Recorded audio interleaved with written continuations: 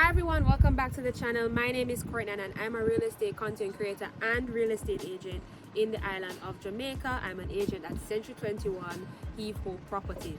Today we're going to be talking about something super important, and this video is going to be for my buyers.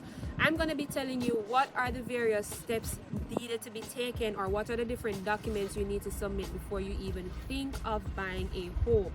So let's jump straight into the video. Before we begin, I want to remind you guys to like, share, and subscribe. Join the family. I post real estate property tours and real estate related content all the time. So if you're into that, go ahead and click subscribe.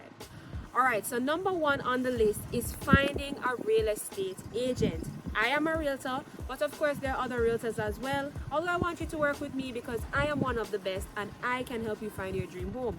Now, once you find your agent, they're going to be asking you a few questions. I personally would ask you for a copy of your ID.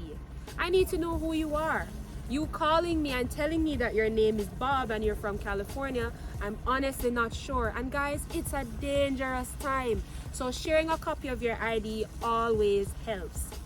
Number two is presenting me with your TRN. That is your tax registration number. Now, your tax registration number is needed to conduct any real estate transaction in the island of Jamaica. If you're watching this overseas and you're interested in buying, this applies for you too. It's similar to having a social security number. So even though you're overseas, whether you're Jamaican born or American, you can apply for your TRN online, get your documents notarized and shipped at your local tax registration office, which is usually the Kingston branch. Usually after this, we get your TRN in hand and you're now ready to do transactions in the island of Jamaica. I sometimes help my clients with picking up the TRN, but you can also have an attorney at law do this process for you. It's easy. I can email you the link, send you the brochure with what to submit, and you're done. Number three is showing me your proof of address. Proof of address is usually needed to do transactions of this nature.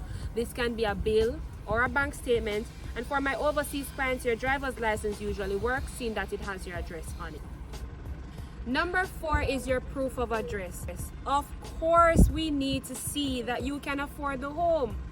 Calling me as an agent and telling me that you want a $30 million home without showing me a pre-qual letter and wanting to arrange a viewing is virtually impossible.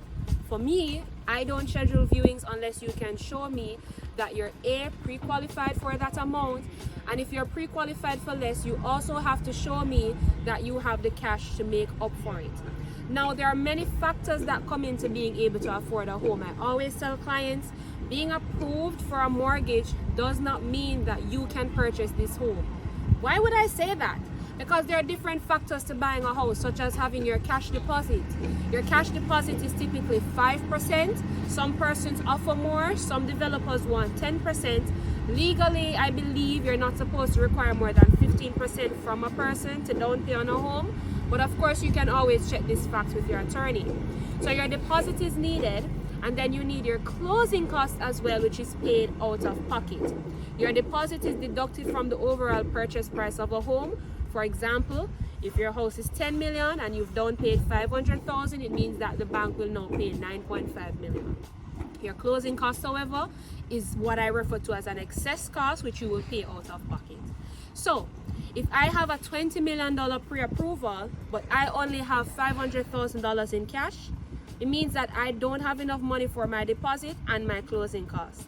And these are things that can really affect your purchase, because it makes no sense you make an offer on a property and you're not able to pay down or close on it.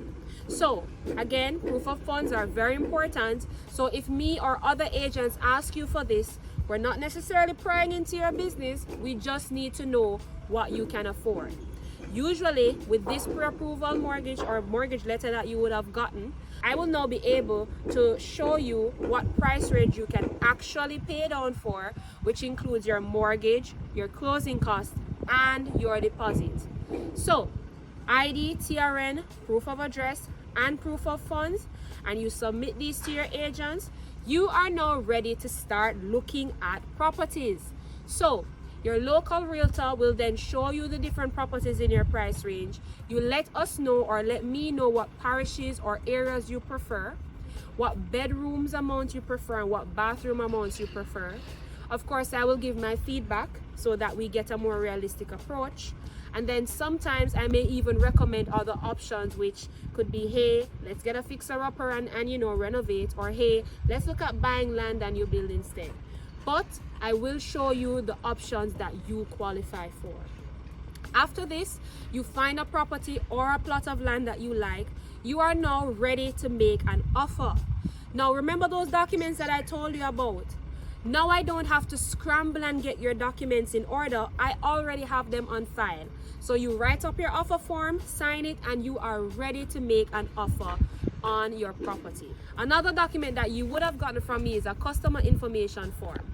Now this form is government standard and is required by the Real Estate Board as a part of our Anti-Money Laundering Act here in Jamaica. It usually asks you questions like, what's your mother's maiden name, where do you work, are you politically exposed, etc. So coupled with the 4 documents that I mentioned before and your KIF form or your customer information form, you're good to go.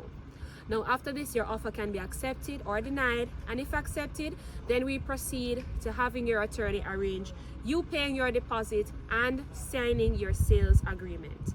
Now, this is all for today's video. If you have any questions below, comment, ask me what you need to know. You can email me at c.wallace@century21jm.com or courtneyannbusiness@gmail.com. Thank you guys so much for watching this video. Don't forget to like, share, and subscribe, and I will see you guys next week.